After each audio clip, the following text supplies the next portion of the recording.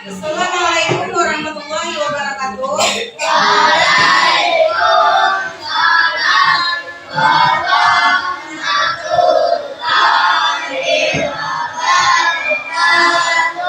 Bagaimana kabarnya hari ini? Luar biasa, tetap semangat, siap belajar. Allah. Sebelum mulai pelajaran, kita membaca doa terlebih dahulu. Dan Ibu minta yang untuk memimpin doa, Ainul silahkan di depan.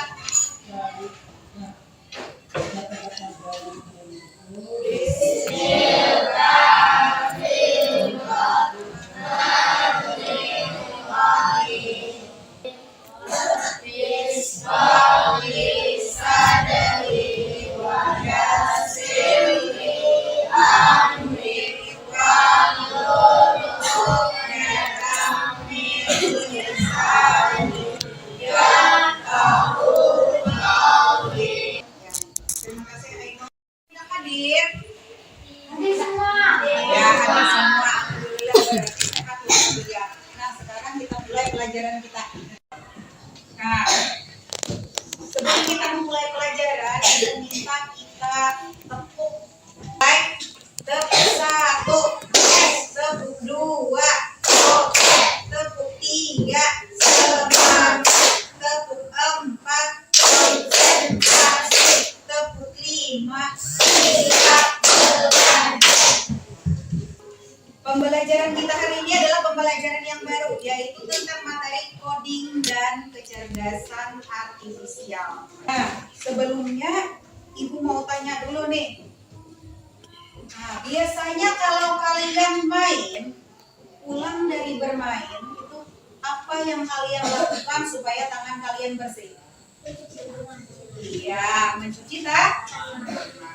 Nah, kalau mencuci tangan, itu kira-kira kita harus mengikuti langkah-langkah dalam mencuci tangan yang ada urutannya. Agar langkah mencuci tangan tadi benar, kita harus mengikuti urutan.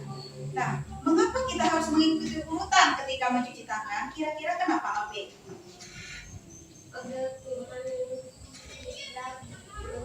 Iya.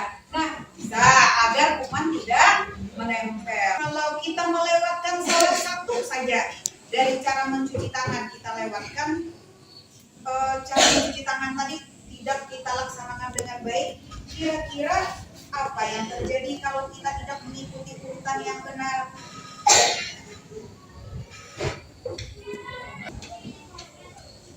Nah, Amin, kira-kira apa yang terjadi ketika kita tidak mengikuti langkahnya dengan benar? Kira-kira apa yang terjadi?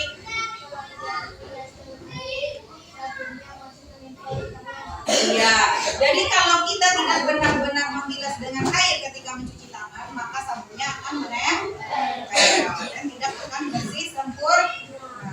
Nah, jadi setelah kita tadi mengerti bagaimana cara mencuci tangan itu, nah nanti ada hubungannya cara-cara mencuci tangan dengan pembelajaran yang akan kita pelajari pada hari ini. Nah, hari ini kita akan belajar tentang tadi coding dan kecerdasan artifisial. Dan materi yang kita hari ini adalah tentang berpikir komputasional. Tapi sebelumnya, Ibu ingin menjelaskan dulu untuk apa tujuan pembelajaran kita pada hari ini. Yang pertama adalah untuk memahami konsep berpikir komputasional. Dan yang kedua, memahami prinsip berpikir komputasional beserta contohnya dalam kehidupan sehari-hari. Yang ketiga, siswa dapat menyusun algoritma dari kegiatan dalam bentuk langkah-langkah. Jadi nanti kita menyusun langkah-langkah kegiatan. Dan yang keempat, kita dapat memahami pentingnya berpikir runtut atau algoritma. Artinya berpikirnya harus sesuai urutan, atau disebut juga dengan algoritma tadi.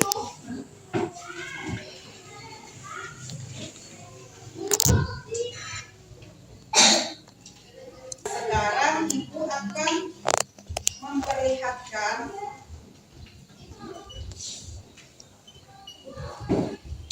slide tentang berpikir komputasional. Nah, ini pengertian berpikir komputasional. Apa itu berpikir komputasional? Berpikir komputasional adalah kemampuan menyusun solusi masalah secara logis dan sistematis sehingga dapat diproses oleh manusia maupun komputer. Ini pembelajaran baru bagi kita. Jadi kita harus mampu berpikir menyusun solusi masalah secara logis dan sistematis sehingga dapat diproses manusia maupun komputer. Prinsip-prinsip berpikir komputasional ini ada 4. Yang pertama, prinsip berpikir komputasional itu yaitu yang pertama dekomposisi. Dekomposisi itu artinya memecahkan bagian-bagian yang besar menjadi kecil. Contohnya bisa dilihat di layar, contohnya merayakan ulang tahun. Nah, untuk membuat perayaan ulang tahun biasanya kita pecah hal yang besar, kita pecah jadi kecil-kecil agar kita mudah untuk menjalankan acara tersebut. Yang pertama, kita bisa membuat daftar tamu, kira-kira siapa yang bakal diundang. Yang kedua, menyiapkan makanan dan dekorasi. Yang ketiga, menyusun acara berupa games, doanya siapa, tiup lilinnya, nanti ada acaranya. Kemudian menyambut tamu dan membersihkan setelah acara. Nah, itu tadi artinya dekomposisi. Yang kedua lagi adalah pengenalan pola. Nah, pengenalan pola ini adalah mencari kesamaan pola dalam berbagai masalah. Misalnya dalam kegiatan kita sehari-hari. Ada yang kita kegiatan sehari-hari itu dimulai dari yang pertama kita bangun tidur.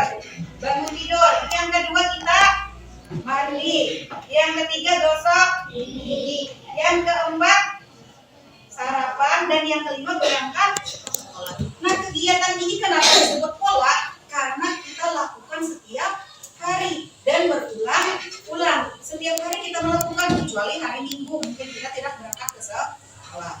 Nah, itu yang disebut dengan pola. Kemudian yang ketiga abstraksi.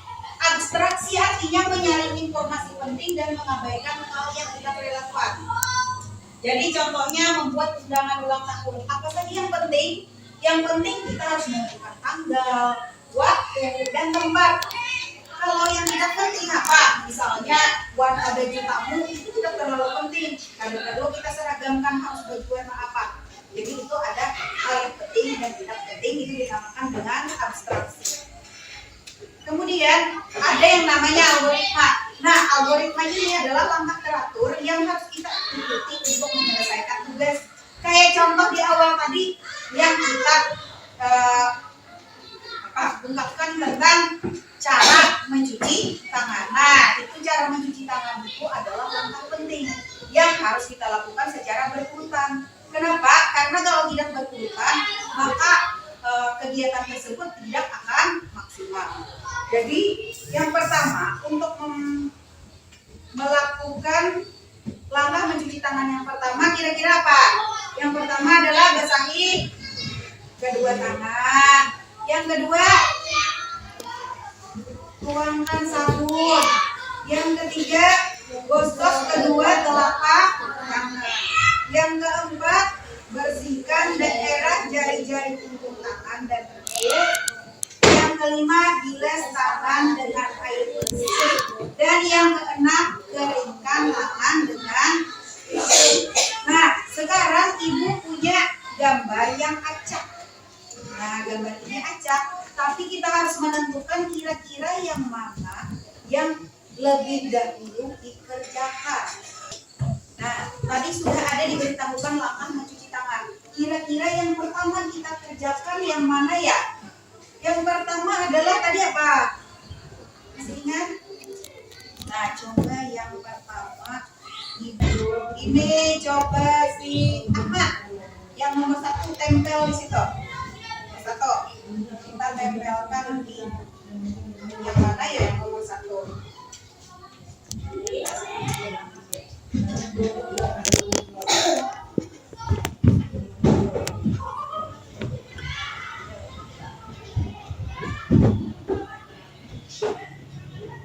Ya, benar. Jadi itu adalah kegiatan yang nomor 1. Sekarang kegiatan yang nomor 2 kira-kira apa? Kegiatan yang nomor 2 coba ibu minta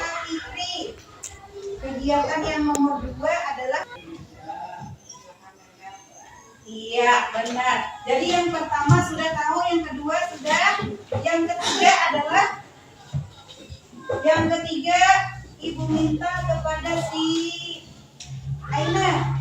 Yang ketiga adalah gosok kedua telapak tangan. Kemudian yang keempat, ya. Jadi yang keempat adalah bersihkan daerah jari-jari tangan, punggung tangan dan kuku. Kemudian yang kelima, ya, coba. Ya. Terus yang keenam, Halimah.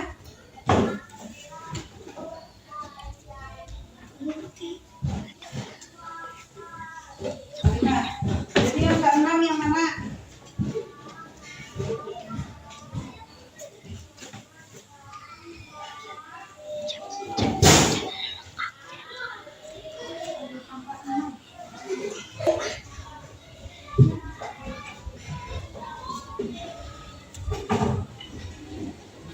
Jadi yang keenam adalah keringkan tangan dengan tisu. Nah, kita sudah mengetahui langkah-langkah mencuci tangan yang benar. Sekarang Ibu minta kita bentuk kelompok dan masing-masing kelompok terdiri dari 4 orang. Jadi ini kelompok 1. Silakan kelompok 1 bentuk kelompok. Nah, sekarang setelah kita membentuk kelompok, Ibu akan bagikan LKPD. LKPD ini adalah langkah-langkah kita menggosok gigi. Jadi kalian harus tahu bagaimana cara langkah menggosok gigi. Di sini akan Ibu bagikan kartu atau LKPD ini nanti acak. Jadi kalian bisa susun dengan baik bagaimana caranya agar langkah menggosok gigi tadi benar secara terurut. Nah, ya, Ibu bagi mulai dari kelompok 1.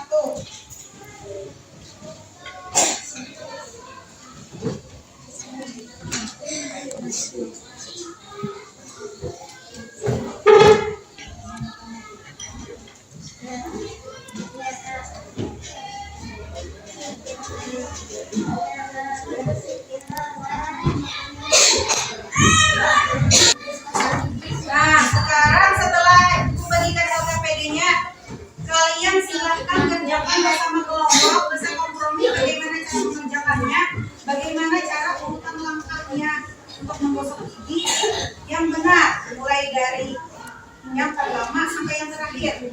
Silahkan kerjakan, waktunya 10 menit.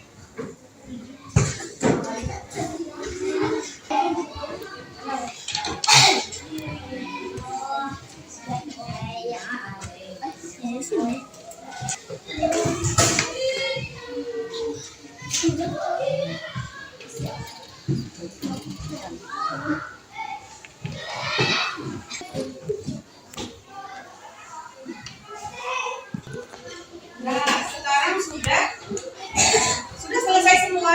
Nah, sekarang kalau sudah selesai, Ibu minta masing-masing kelompok supaya presentasi di depan kelas. Yang pertama maju adalah kelompok 1. Kelompok 1, Fikri silakan maju ke depan. Perwakilan kelompok. Assalamualaikum warahmatullahi wabarakatuh. Waalaikumsalam warahmatullahi wabarakatuh. Kami dari kelompok 1 akan membacakan langkah menggosok gigi.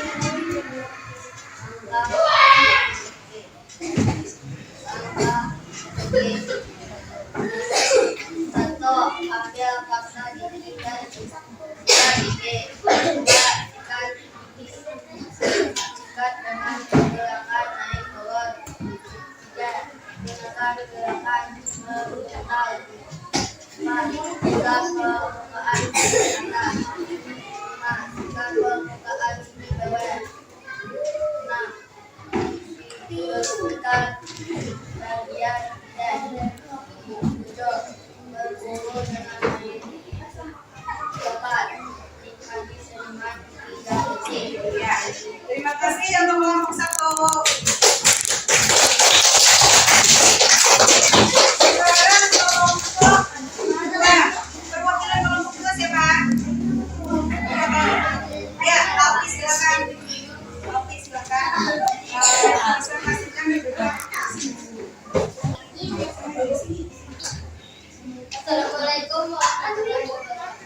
Kami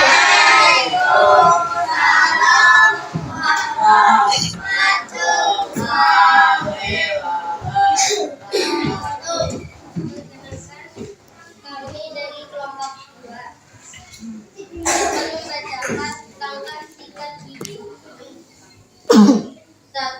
Ambil pasta gigi dan sikat gigi. 2. Sikat dengan gerakan naik turun. 3. Gunakan gerakan memutar. 4. Sikat pembukaan gigi atas. Nah, sekarang karena kita sudah menyelesaikan tugas kita dan semuanya sudah maju ke depan, sekarang kita ambil kesimpulan apa yang kira-kira kita pelajari dari pembelajaran hari ini. Kira-kira menurut kalian, apakah hal yang paling menarik yang kita pelajari hari ini, Ahmad? Kira-kira apa yang paling menarik yang kita pelajari hari ini? Iya, benar. Kita sudah belajar memahami langkah-langkah algoritma. Lalu yang kedua, apa tantangan kita ketika kita belajar di sini tentang materi hari ini? Apa, Baludin? Iya, jadi kita belajar bagaimana memecahkan langkah-langkah agar bisa terstruktur atau agar bisa terukur dengan bagus. Yang ketiga, bagaimana cara berpikir memecahkan masalah seperti latihan pola, membuat langkah, bisa membantu kita di kehidupan sehari-hari. Kemudian kita mengaitkannya dengan kehidupan kita. Bagaimana ya maksudnya? Kira-kira siapa yang bisa menjawab? Kaino?